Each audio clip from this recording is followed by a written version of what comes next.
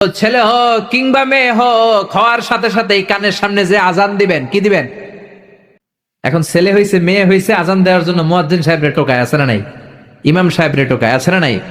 বিশ্বনবীর প্রথম নাতিটার নাম ছিল হাসাইন। দুই নাতি তো, বড় জনের নাম হাসান, ছোট জনের নাম হাসান। জন্ম হওয়ার সাথে সাথে বিশ্বনবী ঘরে ঢুকে দুই কানের মধ্যে হাত লাগিয়ে হাসানের কানের সামনে দাঁড়িয়ে বিশ্বনবী নিজে আজান দিয়েছেন।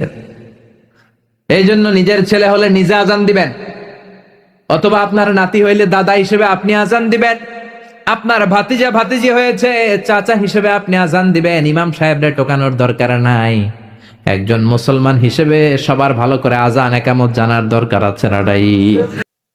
আল্লাহু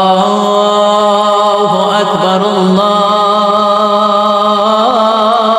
আকবার, আল্লাহু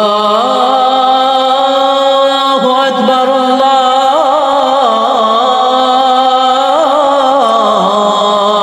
আকবার।